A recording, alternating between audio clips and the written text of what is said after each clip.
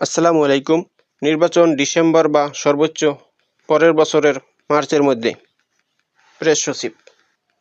শুনলেন শিরোনাম, এবার বিস্তারিত।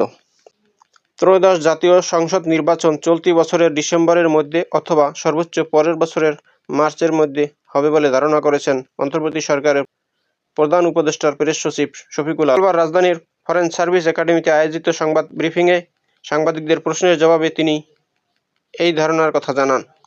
নির্বাচন সংক্রান্ত প্রশ্নের জবাবে প্রেস সচিব শফিকুল আলম বলেন, এটি নির্বাচন নিয়ে অনেকবার কথা হয়েছে।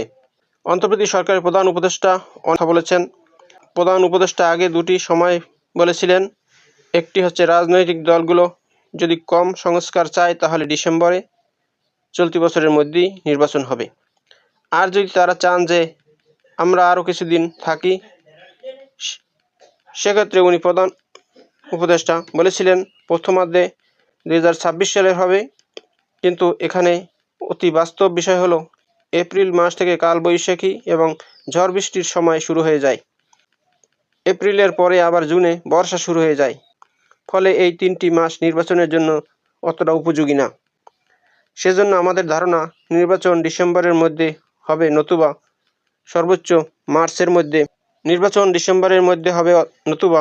মার্চের মধ্যে হবে।